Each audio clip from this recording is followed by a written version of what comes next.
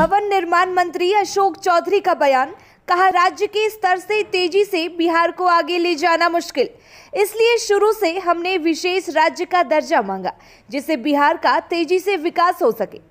उन्होंने आगे कहा कि बिहार में जनसंख्या काफी अधिक है तो बिहार को विशेष राज्य का दर्जा मिलना चाहिए।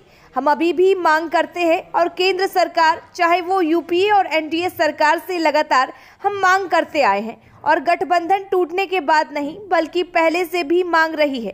केंद्र सरकार कमिटमेंट के बाद भी राशि नहीं देती।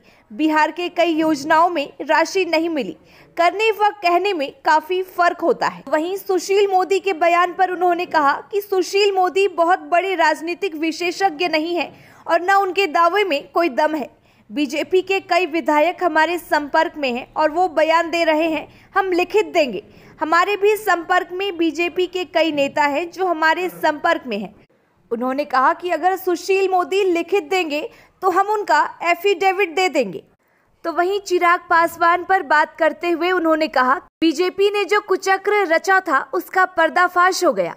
बीजेपी के कहने पर 2020 में उन्होंने जदयू के खिलाफ काम किया। मुख्यमंत्री नीतीश कुमार के जैसा कार्य करने वाला कोई नहीं है।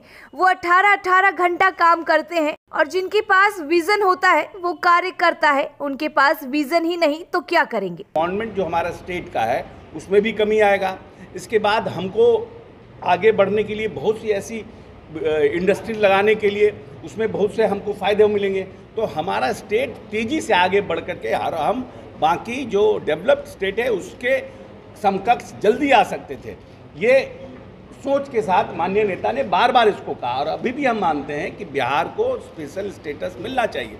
लेकिन बार बार केंद्र सरकार, चाहे यूपीए की सरकार रही हो चाहे भाजपा की सरकार रही हो, बार बार बिहार के प्रति यही कहा कि हमने प्लानिंग कमीशन ने एक नया फार्मूला लाया है और उसमें हम स्पेशल स्टेटस के इसको हमने बंद कर दिया है। अब नहीं संभव हो सकता है कि उन्होंने ऐसा कहा है, लेकिन इतने अमेंडमेंट्स होते हैं और जब राज्य के प्रति आप चिंतित रहिएगा, राज्य के प्रति आप संवेदनशील रहिएगा, राज्य के प्रति आपको लगेगा कि नहीं भाई इस स्टेट को हमको चाहिए, ज़रूरत है इस स्पेशल स्टेट, तो हमको लगता है कि केंद्र को देने में कोई परेशानी नहीं होनी चाहिए। जो बिहार के वित्त मंत्री हैं कि केंद्र से जितना फंड आना चाहिए था वो फंड नहीं आ रहा है, तो लगता है कि ये गठबंधन टूटने के बाद काफ़ी अस्थिरता आई है जिससे हानि तो सीधा जनता को ही होगी ना। नहीं, देखिए गठबंधन टूटने के बाद की बात नहीं है, पहले भी ये था। जो एजुकेशन में जिस तरह का कमिटमेंट रहता है, क्योंकि हम एजुकेशन मिनिस्टर भी रहे, एजुकेशन में जो कमिटमेंट था केंद्र सरकार का, जैसे सेक्रेटरीज दोनों डिपार्टमेंट के, मतलब दोनों स्टेट के, राज्य के, केंद्र के सेक्रेटरीज बैठते हैं और एक पर ईयर का बनाते हैं कि भाई हम इन क्षेत्रों में पैसा देंगे।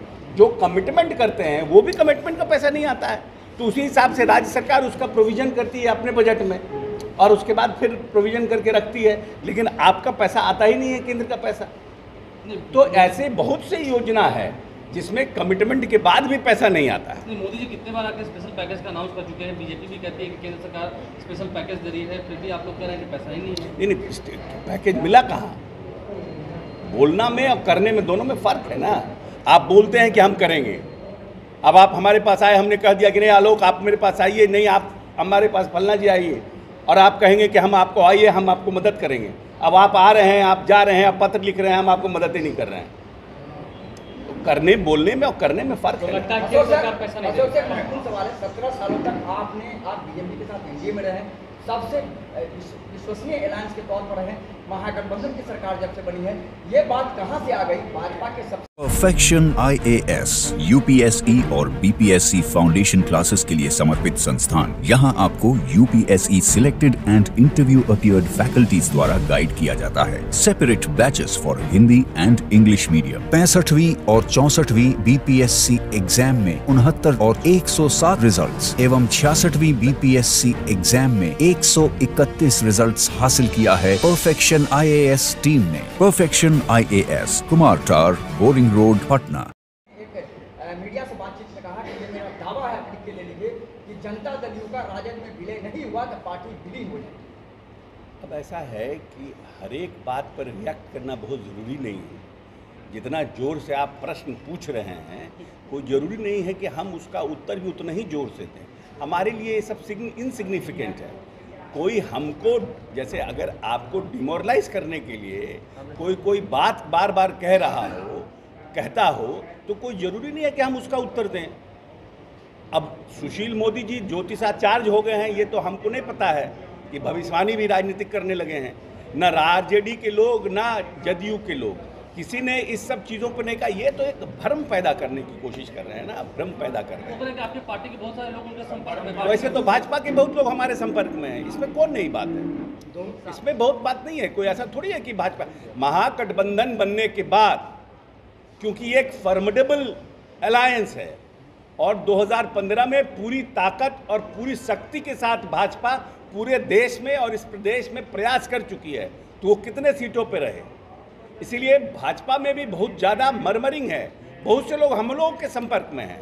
दावे के पीछे कैसा कॉन्फिडेंस है?